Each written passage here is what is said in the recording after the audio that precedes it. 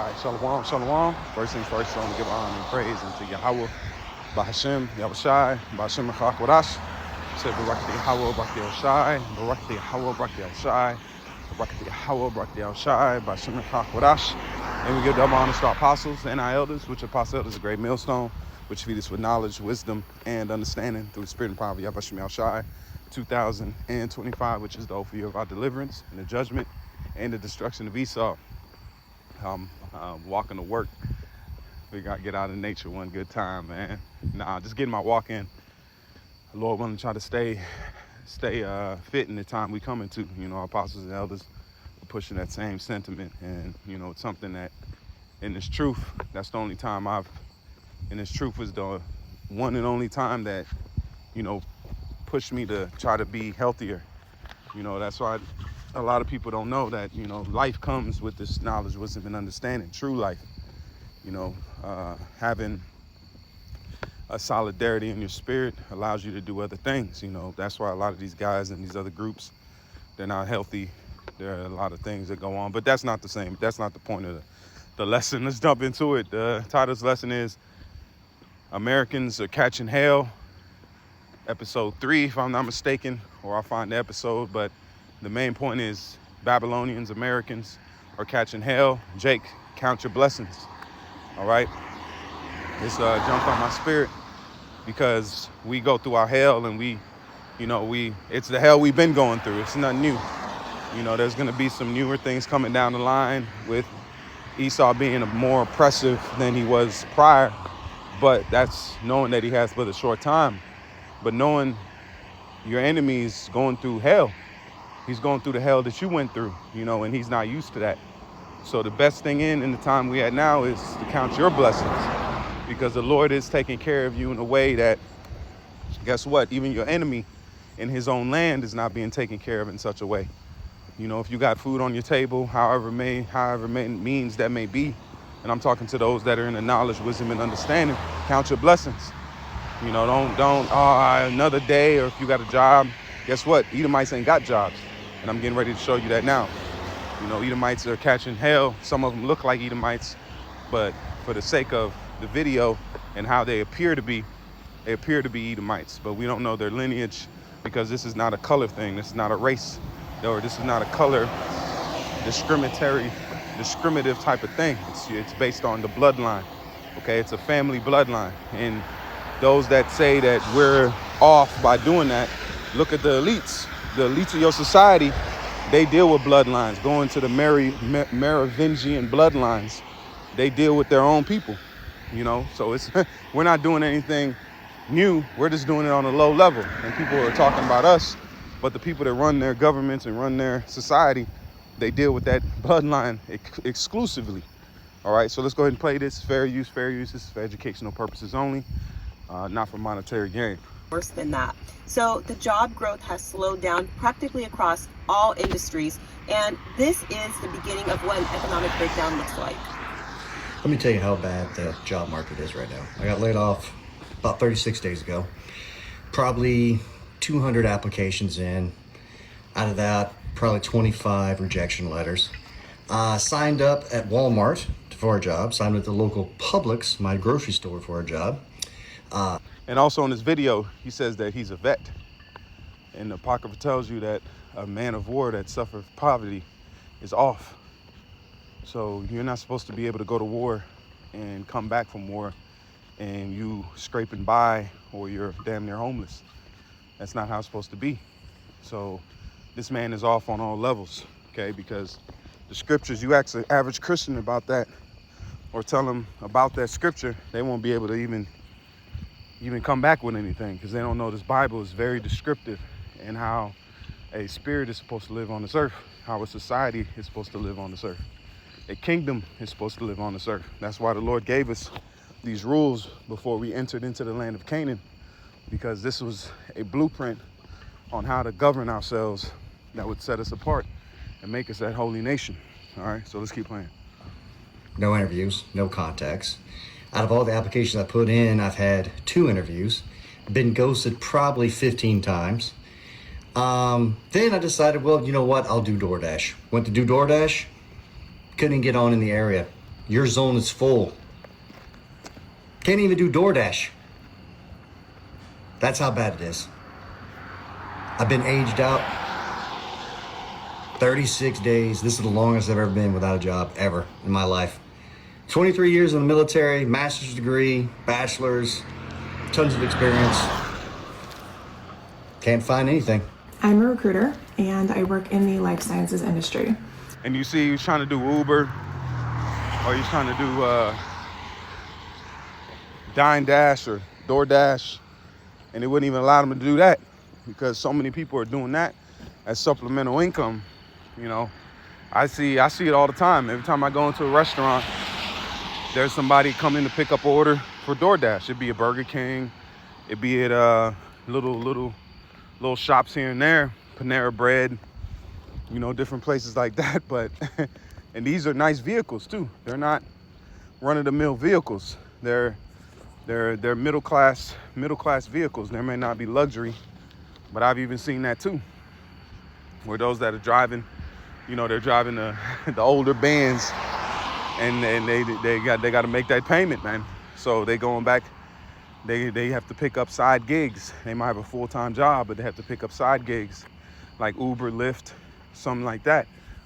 So this is a pinch going on. If these things did not exist, then it'd be even worse than what is now. So people are thankful for those things, you know.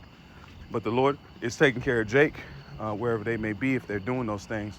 But the main point is that it's bad out here, man. Okay, let's keep playing. Watch this. So this is the next female. She's a recruiter, and I used to be a recruiter myself. I used to recruit people for jobs, and I used to have to place people according to their backgrounds, their experience, their qualifications. You know, I've done white collar, blue collar, so I'm have experience in that. And when I was in the market, we had more employees than there was availabilities. You know, in certain times, you know, if depending on the employer, he might have a big uptake in work. Now it's like, hey, if you ain't working in data or working for the AI system, you're pretty much out of there. You're pretty much through. So let's let her speak. I posted a position yesterday on LinkedIn for a data scientist role. The role's remote. It filters out anyone that doesn't live in the US. Has knockout questions for people just to make sure that they meet the qualifications for the role. So active applications, I log in today, over 600. Taking a look through all of the applications, every single person is qualified. I have to go through and reject over 600 people for a job that these people probably well deserve because our market is crashing. I've never seen anything like this in the 11 years that I've been recruiting. The job market is awful right now. Man, it's taken me a long time. So there you have it. All right, there you have it. You got this next woman. She's talking about trying to apply for jobs, and the market is fucked up, man. The grinding is low. You know, that's just what the scriptures told us, that the grinding will be low in these times. So that's how we know we're at the end. So let's keep going. Time to get to the point where I wanted to actually come on here and post a video, but I'm really at the end of my rope and I'm not sure what else to do. So a little bit of backstory. I worked as a director of client delivery and also a director of operations at a Fortune 15 organization for the last 2 years. Before that, I was a director of operations at a different company. So I've worked really hard. I have 3 degrees. I have an MBA. Worked really hard throughout my life to get into corporate America and rise through the ranks and do a really good job. So like I'm moving my left phone. my job, was at a great organization, but corporate. Now this is a story to you women that are out there wanting to be independent. You don't need a man. You know, you can do bad by yourself. Now you're just gonna be doing bad, okay? You're gonna be doing bad by yourself for real. And everybody wants bad till it come home. So all that, I can do this on my own. I got a job. I don't need a man. Now that Isaiah 4:1 is gonna come to pass, and men are gonna be picky. Men are gonna be very picky in that time because we're not gonna be doing it for pussy. We're gonna be doing it for survival. okay? Don't mean to be vulgar, but we're not gonna be doing it to try to sleep with you. That's not gonna be a priority.